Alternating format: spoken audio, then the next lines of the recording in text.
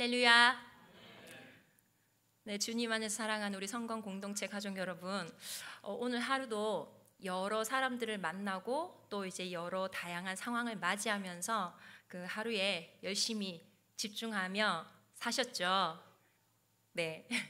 이 말을 제가 다른 말로 다시 한번 질문드리겠습니다. 여러분, 오늘 하루 무엇과 관계하며 사셨습니까? 누군가는 하루 종일 일과, 그러니까 이제 업무와 관계하며 사셨을 것입니다. 그리고 또 누군가는 또 다양한 사람들과 관계를 맺으며 사셨겠죠. 그러니까 사람들과 관계를 맺으며 살았다라는 것을 우리가 조금 더 들여다보면 그 만나신 사람들과의 나누었던 이야기 주제들을 생각해 보면 또 무엇과 관계하고 살았나라는 것을 우리가 돌아볼 수 있을 텐데요. 어떤 분은 돈과 관계하면서 사셨을 수도 있고요. 또 어떤 분은 어떤 일의 성공이나 인정받는 것, 그리고 성취하는 것들, 그런 것들과 관계하셨을 수도 있고, 또는 내가 중요하다고 생각한 어떤 생각이나 신념, 그런 것들과 관계하며 사셨을 수도 있습니다. 그러니까 우리가 알든 모르든 사람은 무언가와 관계를 맺고 살아가고 있으며 그것이 곧 우리 삶의 색깔과 방향을 결정짓는다고 말할 수 있을 것입니다. 그렇다면 예수를 그리스도로 고백하는 신자는 과연 무엇과 관계하며 살아야 할까요? 다시 질문드리면 신자는 누구와 관계하며 살아야 할까요? 그러니까 두말할 것 없이 신자는 예수님과의 그 관계 안에서 살아가야 될 줄 믿습니다. 그런데 놀라운 사실은 이 예수님과의 관계는 내가 원해서 또는 내가 스스로 나의 의지로 그 예수님을 찾아가서 이루어지는 관계가 아니라 예수님이 직접 나에게 찾아오셔서 주님의 일하심으로 이루어지는 관계라는 사실입니다. 세상에서 맺는 그 모든 관계의 중심이 어디에 있습니까? 바로 나에게 있습니다. 나로부터 출발합니다. 그러니까 내가 관심 가지는 것, 내가 좋아하는 것, 내게 유익이 된다라고 생각하는 그것을 찾아가서 관계하려고 하죠. 그리고 그 관계가 이루어질 만한 가능성이 조금이라도 보인다면 나의 온 마음과 정성을 다 쏟고 애를 쓰면서 그것과 관계하려고 합니다. 그러나 예수님과의 관계, 곧 은혜로 주어지는 그 믿음의 관계는 오로지 하나님의 일하심으로서만 창조되는 관계라는 것입니다. 아멘이십니까? 그래서 예수 그리스도와의 그 진짜 살아있는 그 관계 속에 머무르면서 우리는 그 삶의 모든 영역에서 새로운 의미를 발견하게 되는 것이죠. 그래서 나에게 이루어지는 그 모든 일을 하나님의 관점으로, 그 살아계신 그 하나님의 말씀의 관점으로 바라보고 해석되어지는 것. 그래서 오늘 이 시간뿐만 아니라 여러분들의 모든 삶이 이런 예수님과의 그 참된 관계 속에서 살아가는 그런 여러분 되시길 소망합니다. 그 말씀드린 대로 주님과의 관계는 내 힘과 노력으로 만들어지지 않는다고 말씀드렸습니다. 그런데 성경에 나오는 그 유대인들은 하나님과의 관계가 자기들의 힘과 노력으로 되어질 수 있다고 착각을 했습니다. 그러니까 하나님이 자기들에게 하나님의 말씀인 율법을 주셨으니 그 율법을 우리의 힘과 노력, 의지를 다해서 열심히 잘 지키고 순종하면 하나님과의 그 바른 관계를 만들어낼 수 있다라고 여긴 것이었죠. 또 다르게 반대로 얘기하면 이렇게 됩니다. 자기들이 잘만 하면 하나님과 좋은 관계가 만들어지는 것이고, 반대로 자기들이 잘못하면 하나님과의 관계가 깨어져 버린다. 그러니까 하나님과 그 사람과의 관계가 이루어지는 그 관계의 주체가 누구에게 있는 건가요? 유대인들 자신들에게 두었다는 것입니다. 그래서 하나님과 바른 관계에 살고 또 장차 구원을 받기 위해서는 자기들 편에서 그 율법을 잘 지켜야 되고 또 말씀에 순종하면서 열심히 살아가야 한다라는 그런 생각이 그들에게 있었던 것이죠. 우리는 지금 이미 요한복음 3장에서 이런 생각을 가지고 있었던 사람을 이미 만났었습니다. 그러니까 하나님과의 관계 역시 우리가 열심히 무언가를 함으로써 되어지고 지켜진다라고 생각했던 그 사람, 그 한 사람이 예수님을 찾아왔었죠. 그 사람이 바로 니고데모였습니다. 오늘 본문에는 여러분도 잘 아시다시피 그 요한복음 4장에서는 그 예수님과 사마리아 여인의 그 만남이 나옵니다. 이 만남을 이야기하기 위해서는 우리가 이미 3장에서 보았던 그 예수님과 니고데모와의 그 만남을 함께 보면 좋을 것 같습니다. 이 두 만남은 모두 개별적이면서도 사적인 예수님과의 특별한 만남이었다는 것이죠. 이 두 만남을 대조하면서 함께 말씀을 봤으면 좋겠습니다. 여러분, 예수님이 니고데모를 찾아왔을 때는 언제인가요? 한밤중에 예수님을 몰래 찾아왔죠. 그러니까 니고데모가 예수님을 찾아와서 이루어진 어떤 만남으로 볼 수가 있습니다. 근데 오늘 본문에서는 예수님께서 사마리아 여인을 직접 찾아오셨습니다. 그리고 그 대화의 내용이나 그 예수님께서 말씀하신 어떤 어감 같은 것을 살펴보면 또 서로 많이 다른 것을 우리가 볼 수 있거든요.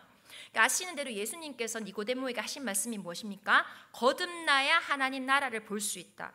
그것은 구원의 문제에 있어서만큼은 인간이 할 수 있는 건 아무것도 없다는 것을 가르치기 위한 그런 말씀이셨죠. 그래서 연달아서 하셨던 말씀이 요한복음 3장 16절, 여러분이 잘 아시는 그 말씀입니다. 하나님이 세상을 이처럼 사랑하사 독생자를 주셨으니 이는 그를 믿는 자마다 멸망하지 않고 영생을 얻게 하려 하심이라. 그러니까 다시 말해 구원자인 메시아가 인간에게 친히 오셨고 찾아오셨고 그 메시아를 믿어야 구원을 얻는 것인데, 그 메시아를 믿는 건 역시 인간의 힘이나 의지가 아니라 예수님이 하늘로 올라가시고 보내주신 그 성령으로 믿게 되어진다. 이것을 말씀하신 것입니다.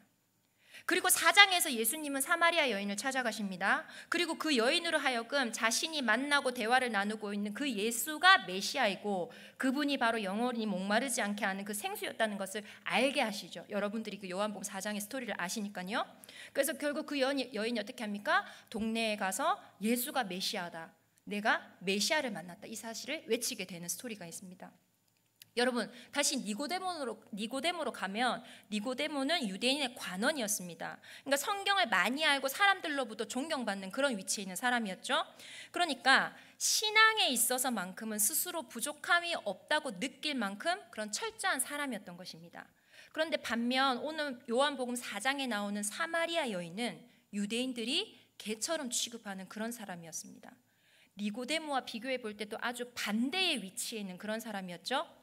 근데 뭔가 신앙적으로 철저하게 하다고 생각되고 또 그 스스로도 하나님을 믿는다고 하는 그런 니고데모에게 예수님은 거듭나야 하나님 나라를 본다, 그렇게 말씀하셨습니다. 그러니까 이것은 사실 니고데모가 지금까지 믿고 자기가 잘 하고 있다라고 생각했던 그런 모든 열심을 예수님이 다 부정해버린 것과 같은 것이거든요.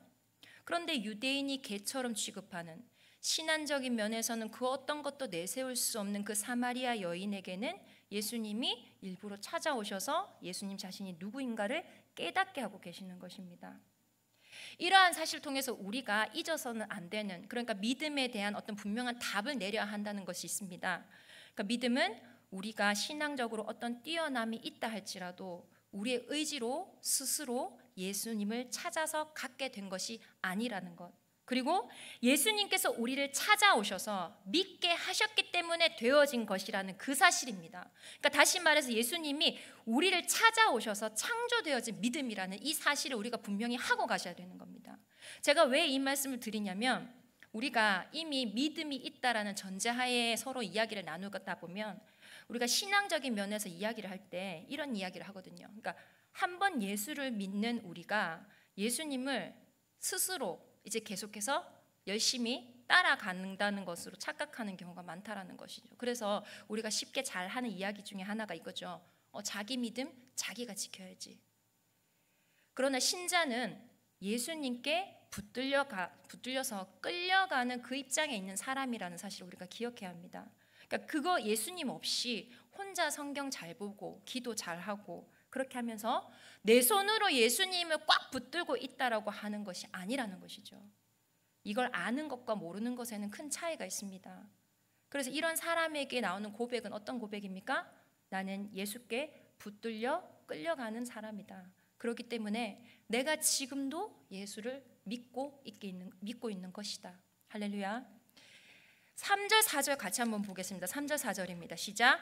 유대를 떠나사 다시 갈릴리로 가실새 사마리아를 통과하여야 하겠는지라. 예수님이 단지 갈릴리로 가시기 위해서 사마리아로 통과하셔야만 한 것이었을까요? 만약 그렇게 되면 예수님이 사마리아 여인을 만난 것은 그냥 그 갈릴리로 가는 길에 우연히 만난 사건이 되어버립니다. 여러분, 사마리아 여인이 그리스도를 예수를 만난 사건은 절대로 우연일 수 없습니다. 그러니까 분명히 사마리아 여인에게 있어서 예수님과의 만남은 그 예수님이 찾아오심으로 되어진 은혜의 사건이라는 것입니다. 우리 인생에서 그 어느 것 하나도 우연인 것이 없다는 것입니다. 우리가 우연이라고 생각하고 있는 것조차도 하나님 편에서는, 하나님 입장에서는 그 뜻 안에서 반드시 하나님의 역사의 필연적인 사건이라는 것이죠. 그런 관점이 우리에게 있어야 한다는 것입니다. 그래서 오늘 우리 한 사람 한 사람에게 말씀으로 찾아오셔서 예수님을 만나게 하시고 예수님을 알게 하시고 또 예수님을 구주로 믿게 된 이 모든 것이 은혜의 사건인 것처럼 사마리아 여인이 예수님을 만나게 된 것, 이 사건 역시 하나님 편에서 반드시 필연적인 은혜의 사건이라는 것입니다. 그러면 예수님이 지금 말씀에서 유대를 떠나시고자 한 이유는 무엇일까요? 그건 1절의 말씀을 보면 우리가 짐작할 수 있거든요. 1절 같이 보겠습니다. 시작. 예수께서 제자를 삼고 세례를 베푸시는 것이 요한보다 많다 하는 말을 바리새인들이 들은 줄을 주께서 아신지라. 그러니까 바리새인들이 이 이야기를 들었습니다. 그러니까 예수가 세례를 주는 사람이 세례 요한이 주는 사람보다 더 많다라는 소식을 바리새인들이 들었다는 이야기를 예수님이 들은 것이죠. 알게 되는 것이죠. 그러니까 이 말 속에서 바리새인들의 어떤 모습을 볼 수 있습니까? 더 많다, 더 많다. 지금 바리새인들은 예수님과 세례 요한을 서로 비교하면서 경쟁시키고 그것 가운데서 지금 판단하고 있는 것, 그 모습을 우리가 보일 수가 있는 것입니다. 그러니까 예수님과 세례 요한을 두고 지금 자기들끼리 입방아 찢는 것이죠. 그런데 여러분, 이렇게 서로 다른 사람들을 보면서 비교하고 판단하고 이렇게 하는 것을 바리새인들이 지금 하고 있었는데 이것을 누가 지금 잘하고 있습니까? 사실 우리들이 그것을 제일 잘하고 있습니다.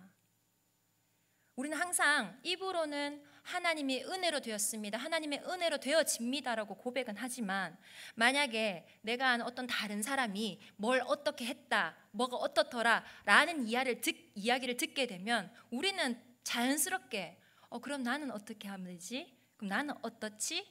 이런 생각으로 꼭 연결이 되거든요. 그러니까 다른 사람과 비교를 하더라도 이렇게 주님의 은혜만을 말하고 있는가? 저 사람의 중심에 과연 저 사람 중심이 저 사람과 나 역시 우리가 하나님의 은혜로 살고 있는가? 뭐 이런 눈에 보이지 않는 정말 은혜스러운 것으로 비교하면 또 모르겠는데 비교하는 것이 뭡니까? 저 사람이 돈이 얼마를 벌어서 얼마를 헌금했다더라. 저 교회는 교인이 저만큼 많아져서 부흥했다더라. 예배당이 얼마나 또 증축했다더라. 그러니까 전부 다 눈에 보이는 것으로 비교를 하고 있더라는 것입니다. 그게 우리의 모습이라는 것입니다. 이런 생각은 결국 예수님이 나의 능력이요 구원자시라고 입으로는 고백하면서도 사실은 내 삶 가운데서 실제로 믿어지거나 그것으로 믿어지지 못하고 살아가는 그런 모습일 수도 있다는 것입니다. 근데 사실 생각해보면 이렇게 비교하지 않고 살아가는 것이 우리에게는 굉장히 어렵거든요. 굉장히 어렵죠. 남이 나보다 더 많이 가진 것을 보면 그게 부러워지고 괜히 내가 이게 더 많아지고 채워지면 주님 위해서 하겠습니다 라고 말은 하지만 사실 그것과 비교해서 내가 더 낮아 보이고 내가 정말 더 초라해 보이고 못난 사람인 것처럼 그 비교 가운데서 나를 정의하는 모습, 그런 생각이 저절로 들거든요. 그런데 여러분, 그게 우리의 모습입니다. 그게 우리의 못난 모습입니다. 그럼에도 우리가 감사할 것이 무엇이겠습니까? 그런 바리새인과 같은 그 모습에 우리들에게 누가 찾아오셨는가? 바로 사마리아 여인을 찾아가듯이 그런 우리를 예수님께서 친히 찾아오셨다는 사실을 우리가 감사할 수밖에 없는 것입니다. 그러니까 우리가 지금 예수를 믿고 있다는 것은 우리가 뭔가 잘나서가 아니고 예수님이 계속해서 우리를 찾아오심으로, 말씀으로 찾아오심으로, 말씀으로 우리를 붙들고 계심으로써 우리가 예수를 믿고 있다는 것입니다. 아멘이십니까? 우리를 찾아오셔서 우리가 알지 못하는, 나 스스로도 알지 못한 나의 모습을 알게 하시고 내가 지금 다른 방향으로 가고 있으면 그것을 다시 교정시키시는 것, 그것을 지금 예수님께서 하시기 위해 날마다 우리에게 찾아오신다는 사실입니다. 여러분, 사마리아 여인에게 예수님이 찾아오신 것은 그 사람이 뭔가 당연히 니고데모보다 더 잘났거나 나은 것이 있어서 아니겠죠. 그렇다고 해서 니고데모와 사마리아 여인이 비교해서 사회적으로 차별이 있고 조금 더 불쌍해서 찾아오신 것도 아니라는 것입니다. 그러니까 예수님이 찾아오신 것이 어떤 인간의 비교 대상, 그걸 기준으로 해서 찾아오신 것이 아니라는 것이죠. 똑같은 사람, 그러니까 자기 스스로 문제가 무엇인지, 진짜 자기에게 필요가 무엇인지 알지 못하는 그런 사람에게, 그 사람에게 예수님으로 인해서, 예수님 오심으로 인해서, 예수님으로 인해서 예수님을 아는 사람으로 고쳐진다는 것이 우리에게 놀라운 사실인 것입니다. 분명 우리는 예수님 앞에서 잘못된 그런 삶을 살아가는 경우가 참 많이 있죠. 참 많다고도 세는 것이 아니라 그냥 잘못된 삶으로 또 살아갈 수 있습니다. 매일매일 삶이 아까 예수님과의 관계에 대해서 얘기를 했지만 오히려 그 관계에서 더 멀어지는 삶을 살고 있을지도 모릅니다. 그런데 이런 우리들을 예수님이 말씀으로 찾아오신다라는 것, 그것 자체가 우리에게는 참 소망이고 축복인 줄 믿습니다. 여러분, 예수님이 여인에게 오셔가지고 한 첫 말씀이 무엇입니까? 7절에 있습니다. 무엇이라고 말씀하셨나요? 물을 좀 달라. 이 말로 대화의 문을 열고 계십니다. 여러분, 이 말이 그냥 대화를 시작하려고 하는 그런 말일까요? 아니면 그냥 진짜 예수님 목이 말라서 하시는 말씀일까요? 예전에는 이게 안 보였는데 예수님 자체가 목마르지 않은 생수인데 목마르다라면서 질문하는 게 뭔가 아이러니하잖아요. 너무 질문 자체가 재밌는 거예요. 예수님이 물을 달라고 하니까 여인이 뭐라고 합니까? 우리 9절 같이 읽겠습니다. 시작. 사마리아 여자가 이르되